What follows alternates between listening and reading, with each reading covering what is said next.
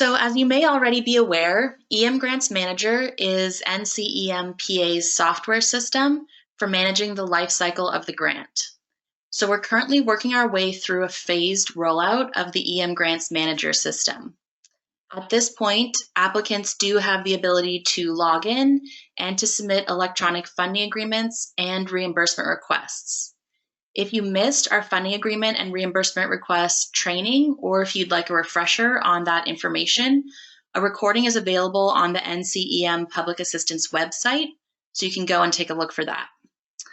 What we'll be discussing today is not something that you're going to be able to do in the system right away, but we do expect to roll out these pieces around August 10th, so you can keep an eye out for the stuff that we'll be discussing today. I also know that many of you already use FEMA's online grants portal for part of the grant process. So I am also going to take a moment here to distinguish between FEMA's grants portal and North Carolina's EMGrants management system. So FEMA's grants portal handles the first part of the process, and that is specifically the PA project development process until the point that your RPA or request for public assistance is approved and your FEMA funds are obligated. Then we also have EMGrants Manager, which is an online system for making requests and for managing the project after it has been approved and obligated by FEMA. So specifically, you're going to be able to do things like request payments, submit time extensions and scope changes. And the really great thing about the EMGrants program is that it gives you a very high level of control and visibility over the grant management process that is managed by the state. So I'll show you more about that piece as we move through the training today. Now, as I mentioned at the start, we're going to be looking at how to submit a series of critical communication requests. So from our perspective, critical communication refers to the actions you'll need to take over the life cycle of the project that have a specific timeline from FEMA for completion. Now, using EMGrants to manage these pieces of critical communication is going to have a number of benefits for you as the applicant. The first benefit is, this is something you'll note as we go through the system, is that everything in the system has a date and time stamp.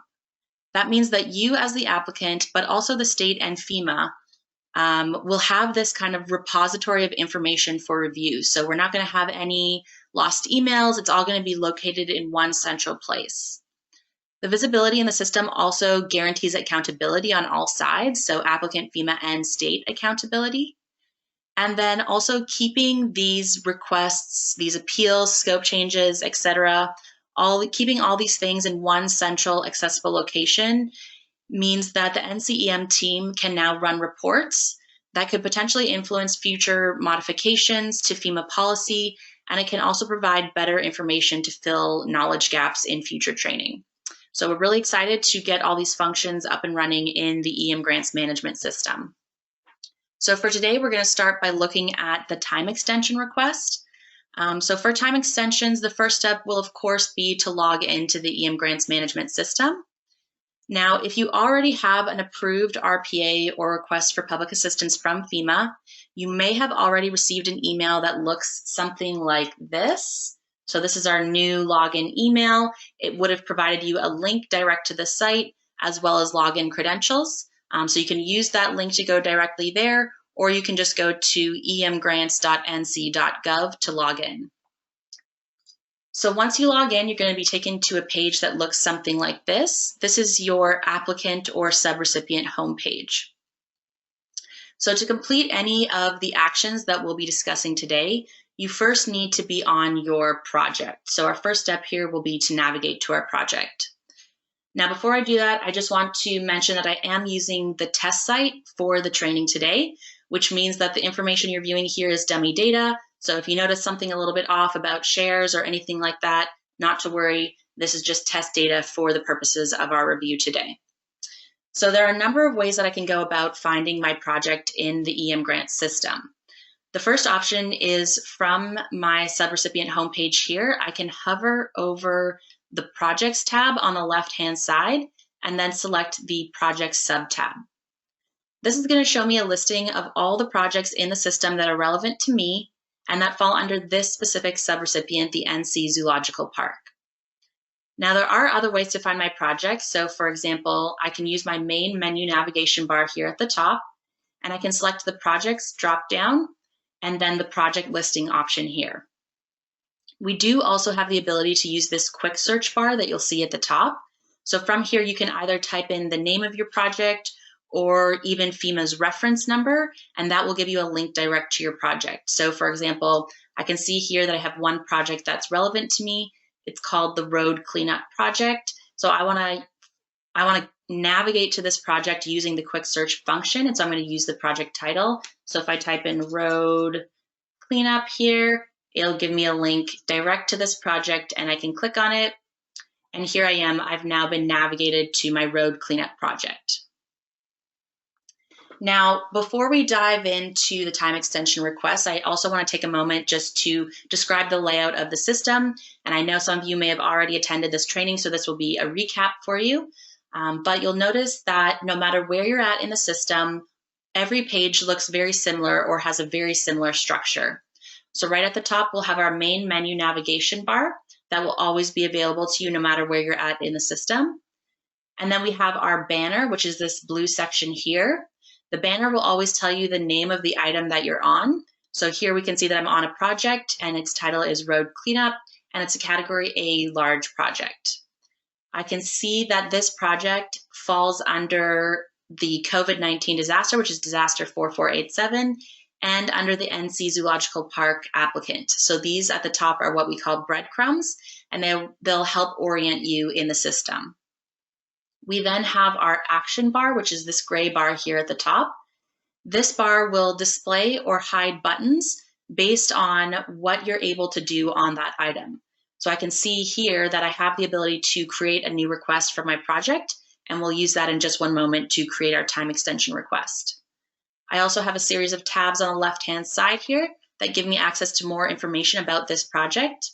And then I have my main project detail information here. Now, one other piece I want to point out is on the far right-hand side, we have these other little dialog boxes here. So we have our grant information. So I can see at the top in my breadcrumbs that I'm under grant 4487 COVID-19, and that's reflected here on the right-hand side where I can see that this is a public assistance grant that was declared on March 25th, 2020. Then I also have my little applicant box. Again, it's reflective of the breadcrumb that I have at the top of the screen here. It's showing me that I'm under the NC Zoological Park applicant, and it gives the basic information like the FIPS, DUNS, etc. If I scroll to the bottom of the page, I also will always see a footer. In this case, I have the ability to add a note. If I want to add a note for myself or for the state, I can do that by clicking this button. And then I also have the ability to upload documentation, which again, we'll come back to in a moment. So for this example of a time extension, I'm specifically using a category A project, which, as we know, is a debris removal project. Now, I believe time extensions for these projects are all handled in a very uniform way, so I'm going to use it for this example. In this case, a time extension should be submitted as soon as we hit the 5-month mark after the disaster declaration. So in this case, we know the disaster was declared on March 25th, 2020, because we have our grant information here on the right-hand side of our screen. So if we know that the declaration was March 25th, we know that we then want to log into the system and complete a time extension probably around August 25th so that we can have that moving through the review and approval process in a timely manner.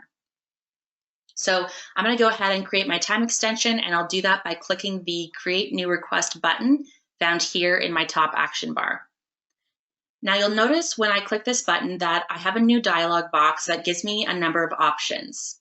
So this is actually the button that we're going to use to do pretty much everything in the system.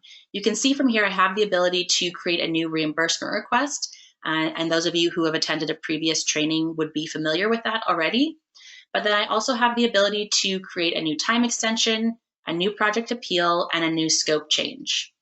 You'll notice we also do have a new project closeout option. That feature is not yet available. It will again be rolled out in a later phase of this system rollout. So for now, I'm going to select the new time extension option to create my time extension. Now, once again, we've navigated to a new page in the system, but I can see here it has a very similar format. I can see that I'm on a time extension, which has been created under this specific project, which is my road cleanup project, under my NC Zoological applicant, under disaster COVID-19. Now, what I can also see here is that my time extension is currently sitting in a draft. So anytime I have an item in the system that is a draft, I have the ability to leave that item and return to it at a later time. So I don't need to create my time extension and submit it to the state right away. I can create it, work on it, leave it, maybe come back with a team member to review it and work on it a little bit together, and then submit it at a later date. So I'm going to show you how to save a draft in the system and find it again so that you can return to it at a later time. So you'll notice in our action bar here, we have the ability to save, submit, and delete this time extension. You'll also notice that in order to create my time extension, I am on the Form tab here. Now, if I click the Summary tab, this basically just shows me kind of the basic information about this time extension, but I don't have the ability to edit anything here on the Summary tab. I do need to be on that Form tab in order to actually input information into this time extension. I also have some fields highlighted in red, which indicates that those fields are required before I can submit this time extension for review and approval to the state. So I'm going to go ahead and choose my requested completion date. I'm not too sure what is a appropriate date here, but I'll go ahead and choose January 1, 2020. You can choose the work performed by, contract, force account, labor, and another required field here is going to be the justification. Now you'll notice that we do have what we call some hint text here below the justification field. So it's telling me what information the state is expecting for me to input into this justification field. Now it also mentions some documented justification. So it could be that we might need to add some attachments to this time extension before we submit it to the state. So for this example, I'm just going to go ahead and write test in my justification. I can add, maybe what percent complete my project is. Let's say it's currently 25% complete. And then I'm going to go ahead and save this draft time extension. So for now, I'm going to navigate away from this time extension. So let's say I wanted to work on some other items in the system. I'm going to go ahead and click the Home button found here in my top menu bar. Now I want to find my time extension again that was in a draft format. And so to do that, I'm going to click this little inbox here at the top of the screen. This is where I'll receive notifications if someone writes me a note in the system or if an item is assigned to me in the system. So I'll click my inbox, and you'll see here in the tabs on the side of my inbox, I have a draft tab. So I'm going to go ahead and select that draft tab. Now I can see here my time extension. I can see when I originally created it. I can see the disaster that it's relevant to and the project. So I'm going to go ahead and click this to return to my draft time extension. You'll notice when I return to it, it takes me to the Summary tab. And once again, I'll need to navigate back to the Form tab before I can make any more updates to my time extension. So in this case, I also want to add some supporting documentation. So to do that, I'll scroll down to my footer here, and I'll click the Add Document button here. From here, I can choose files that I want to include. So I'll go ahead and include my time extension justification, and then I'm going to select the type, and this is a supporting piece of documentation. So I'll go ahead and upload that here to my time extension.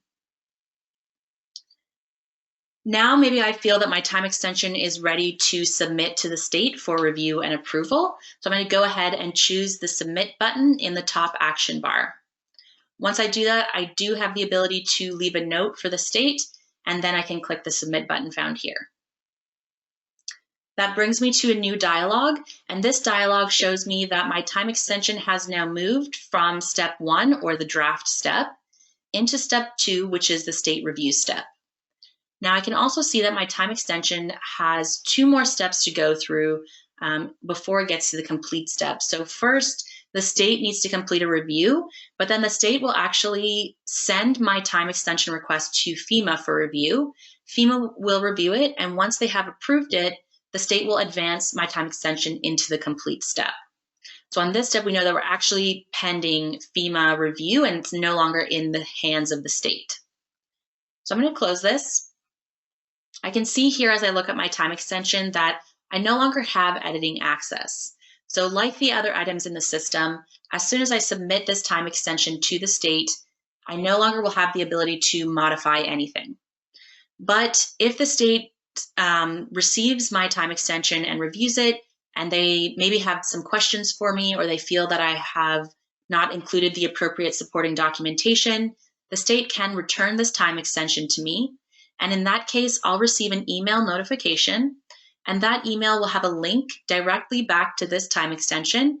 And it will also have a note from the state letting me know what was missing or maybe what I need to correct before I can resubmit my time extension. So in that situation, I'll click the link in the email, I'll return to my time extension, make any necessary modifications, and at that time, I'll then see once again my submit button, and I'll be able to resubmit that to the state for review and approval. Now, even though you no longer have editing access of your time extension, as with the other items in our system, you still continue to have oversight of the review and approval process. So I'm going to show you how to find a previously submitted time extension in the system. Now, once again, there are a number of ways to do this. So one way that you can use is your main menu navigation bar at the top of the screen. From here, I can select the Projects drop-down menu and then select the Time Extension menu here. So when I click that, I'm going to see a list of all the time extensions that I have previously submitted in the system. So I can see here that I have two, and both of them were completed today. This is the one that I just completed with you right now. This is one that I submitted prior to this training session with you. So I'm going to go ahead. I can see here immediately that they're both in different steps of the workflow process. So the one that I just created with you is in step 2, which is the state review step. But I can see my previously submitted time extension is in step 4, which is the complete step. So I'm going to go ahead and just take a look at this. I don't know how likely it would be for you to submit 2 time extensions in quick succession. It seems unlikely to me, but we're just going to use this as an example today. So here I am looking at this previously submitted time extension, and you'll note that on the left-hand side of pretty much every item in our system, we have a history tab. So I want to take a look at the history tab for this time extension. This is going to give me a step-by-step overview of everything that this time extension has been through since I created it. So I can see that it was created at this day and time by this individual. I can see it was modified. That probably means I saved it and entered some information into the form fields. It was then advanced from step 1 to step 2. And then I can see that in step 2, it was actually returned back to step 1. And I can see here that it was returned because additional information was requested. Now, if I scroll down on this time extension into the footer here, where we have our notes, I can see what's called a return note. So here I can see that this time extension was returned because additional information was requested. And then I'll be able to see the note that the state leaves, which says, please provide additional justification. So every single thing that happens on every item in the EMGrants management system is tracked, saved, and timestamped. So once again, you're going to have a really high level of oversight over all of these processes, and there's going to be a lot of visibility and a lot of accountability, which is really great for all interested parties here, state, FEMA, and the applicant, and hopefully it will be especially beneficial for you as the applicant to be able to kind of check in on these things and see what's going on with your items in the system. So from this time extension, I'm going to return to my original project, which is my road cleanup category A project. Now, the example that I showed you, of course, is a debris removal project, but you may have other projects for which you're submitting a time extension. So another example might be you might have a category C project, which is buildings and equipment. I believe this would require a time extension to be submitted at the 17-month mark. And so that will allow you as the applicant to continue to be compliant and eligible for FEMA PA. So depending on the type of project, and once again, depending on this declared date that you'll be able to see here, you'll know when would be the appropriate time for you to submit your time extension request. So I'm going to move from time extensions on to project appeals. So once again, I'm going to start from my project here, and I'm going to use the Create New Request button found here at the top of the screen to create my project appeal. So I'll note here in my dialog that I have my new project appeal option, and I'm going to go ahead and click that. Once again, the form is very familiar to us. It looks very similar to the other items that we've reviewed in the system. So I'm going to want to complete my justification. Again, maybe depends on why your project was denied. So I'm just going to go ahead and write test here. You do have the ability to do an applicant appeal, but for today, we're just going to look at the project appeal. Now, we also have a field here that allows you to select one or multiple projects. So maybe you had multiple projects that were denied for the same reason. In that case, all projects will show up in this listing, and you'll have the ability to multi-select if that is something that would be beneficial for you. And then you can also define if it's a first appeal, second appeal, or arbitration.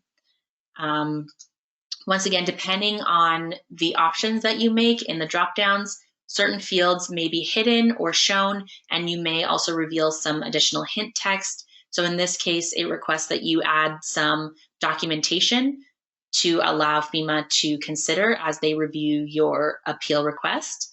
So I'm going to go ahead and save my project appeal here.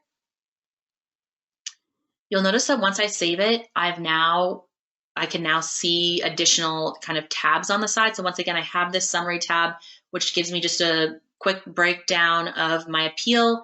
But in order to edit that appeal, I do still need to be on the form tab.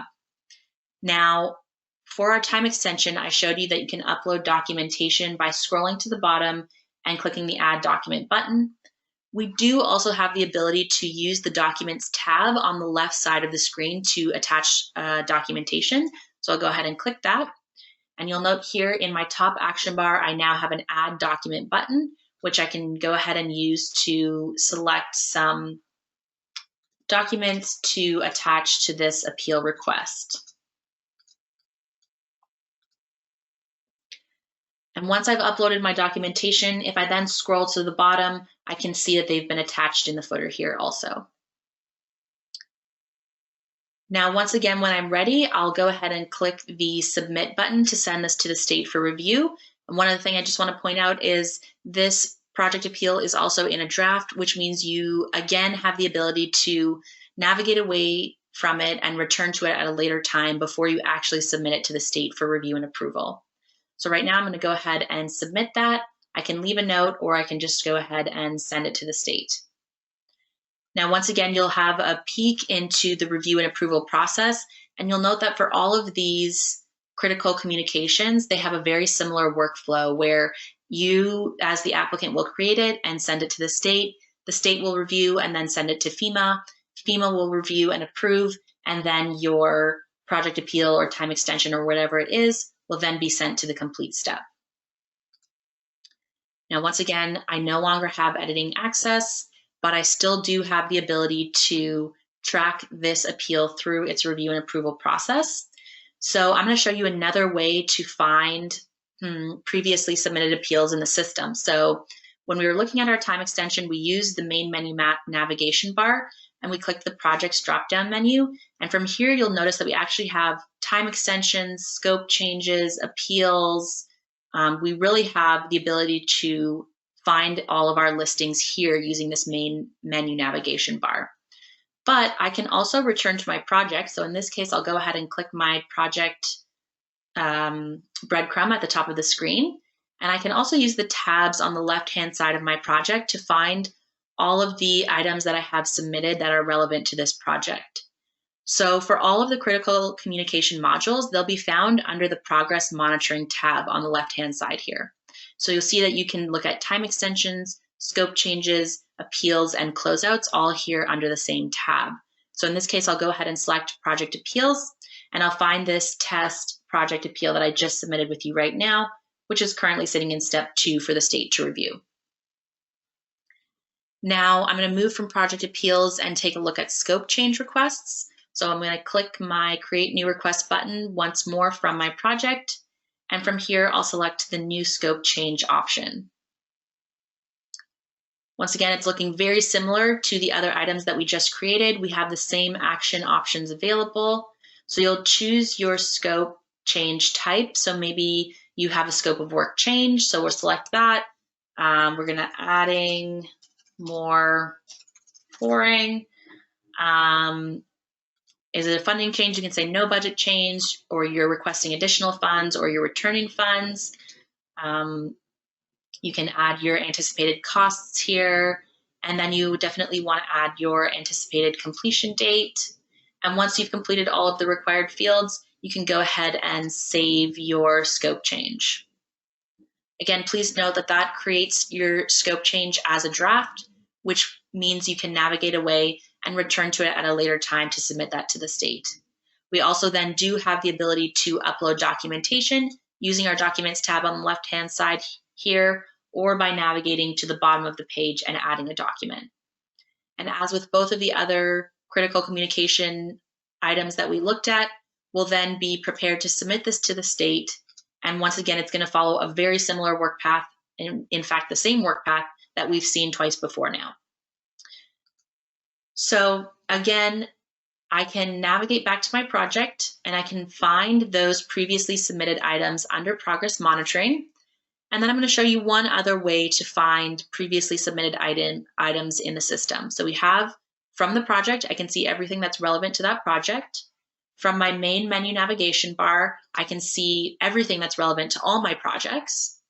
And then I can also navigate back to my applicant or subrecipient homepage, which I'll do by clicking my little home button here. And again, I have these very similar tabs on the left-hand side. And in this case, I'm going to hover over the Projects tab, and I'll note here that I have time extensions, closeouts, scope changes, appeals, etc. Everything that I may want to take a look at. And in this case, I would see every scope change that I've submitted for every project. So this is going to be a higher level view. When I'm on the project, I just see items relevant to that project. But when I'm on my homepage, I see all items that are relevant to me, no matter which project they fall under. I've just, once again, that's everything for the critical communication modules, but I do again want to highlight our little yellow question mark here. This is going to open a dialog that gives you access to a few training videos, help guide, and then also the support ticket module from which you can submit a question or a problem if you notice anything in the system. You do have the ability to submit a little ticket or a request to the state, and they will receive that and respond to you with the answer or whatever information you are looking for. Now, there is one other thing that I want to show you here. So I'm going to navigate to one of the time extensions that I have submitted in the system. So let's say I have submitted this time extension and I'm very invested in this time extension. I really want to check in on it regularly and diligently to see where it's at in the process. I do have the ability to favorite this item in the system. Now, this is true of any item in the system. So you can favorite a project, a reimbursement request, a funding agreement, a time extension, anything you want to favorite in the system. You do have the ability to do that by clicking this little star button here that you'll notice in your top banner. I can see that it's been added to my favorites and that this star is now highlighted.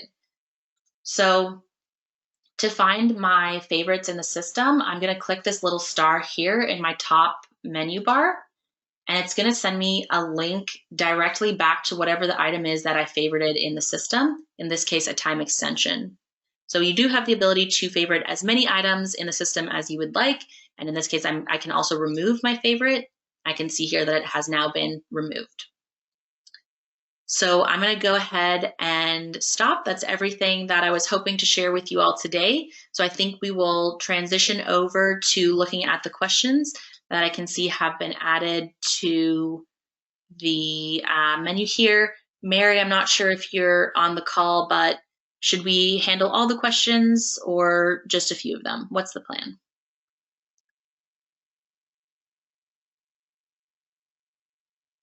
Oh, I actually am just noticing here that Mary mentioned that she's ducking out to another call. So I'm going to go ahead and just work my way through these questions here.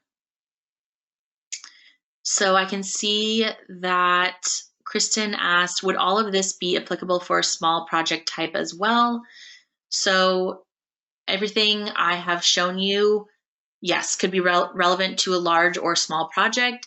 It just depends, and it will all work exactly the same way in the system. So instead of navigating to a large project, you would just navigate to your small project. And if that request is relevant to the small project, you'll see it in this Create New Request menu. Now, if you are on a small project, you will not see something like, for example, a new reimbursement request, because of course that's only relevant to large projects. So the system will kind of limit you in terms of what you see based on what you are allowed to do for a small or large project. But in most cases, these should be available for both small or large. Oh, I can see there's already an answer there. I have one other question here, and the question is, will Matthew projects be in the portal when it goes live?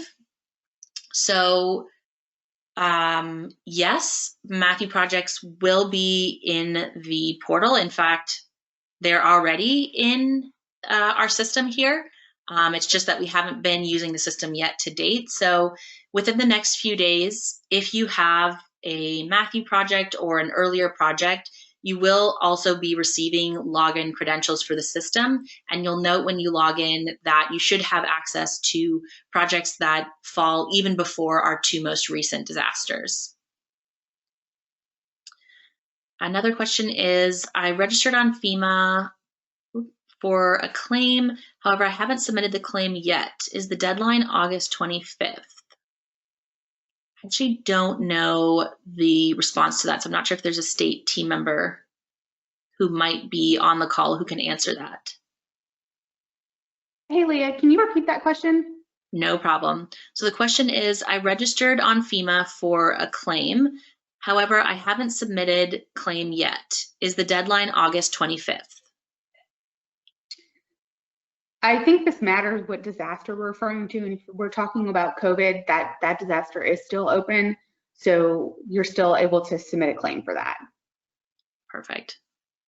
If there's a more specific targeted to the disaster question, we can answer that one for sure. Okay. All right. So next question is, are all applicants being set up, or do we need to initiate the registration? That's a great question. So currently, if you have an RPA or a request for public assistance that has been approved by FEMA for the two most recent disasters, so that's COVID and the severe storms disaster, then you should have already received a login email with login credentials. Now, in the next few days, if you have an approved RPA for previous disasters, you will also be receiving those login credentials. So that should happen within the next 24 to 48 hours. Now, the way that we send out login access for the EMGrants system is based on the contacts that are associated with the RPA. So right now, we're only sending system invites and login credentials to either the primary, alternate, or authorized contacts on those RPAs that you submitted in Grants portal. So if you are not one of those three contacts on an RPA, but you believe that you still need system access, in that case, you would need to go to the site, just ncem.sorry, that's the test site. You would actually go to the live site, which is ncem, give me a second here. It's emgrants.nc.gov. And on that login page, you'll see a large gray register button. So once again, if you're not one of the contacts associated with an RPA, you'll just go to the site and click the register button. Everyone else should have already received their login credentials, or they will be within probably the next 48 hours.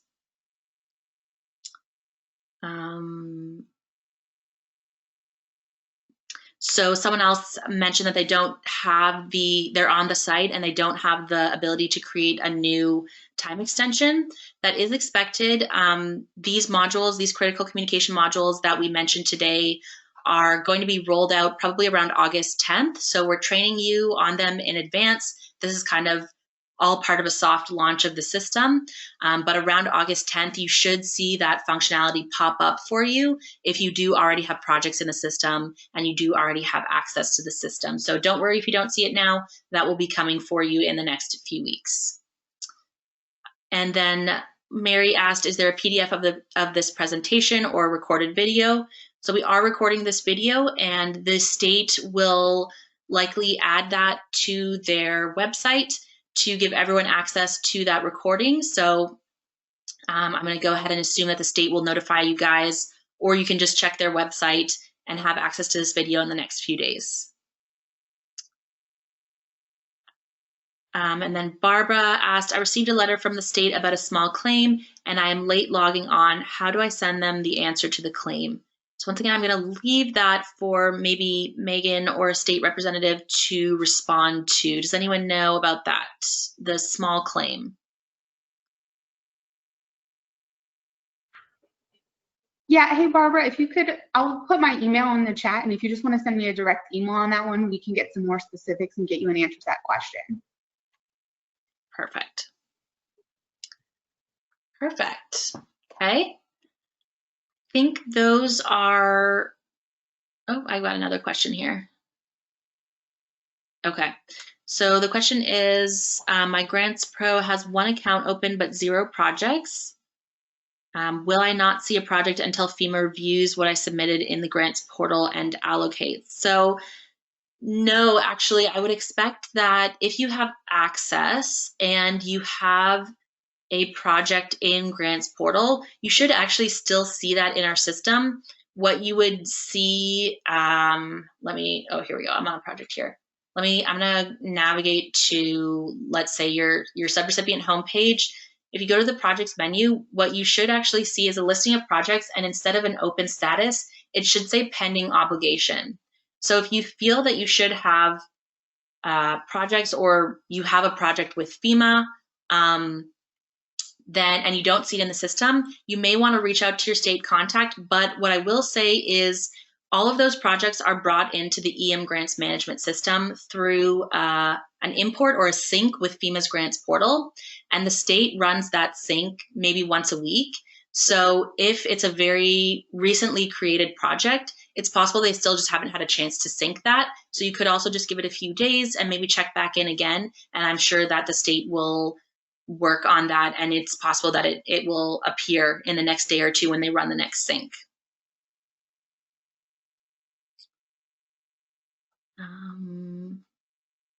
Okay, I'm just looking through the questions here.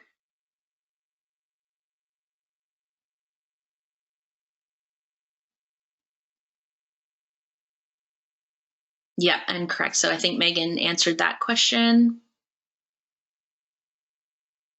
Perfect. So Kristen, you can reach out to the state. That's perfect. And Megan also has added that we can also check in grants portal to see the project status for more detail. But yeah, if you do expect that FEMA has created a project for you, even if it's not yet obligated, we would expect to see that in the system, so you can reach out to your state contact or check in grants portal just to double check. All right, so I think from here, I'm going to go ahead and close out the training. Now, we do have more upcoming applicant training sessions. We're going to repeat this critical communication training session tomorrow. So if you want more details about that, you can reach out to your state contact. And I mentioned at the beginning that we do have the recording for the funding agreement and reimbursement request training session that is available on the NCEMPA website. So you guys can also go and take a look for it there. But if there's no other questions, I really appreciate your attendance today, and I'm sure we'll be talking again soon. So everyone can take care and have a great day.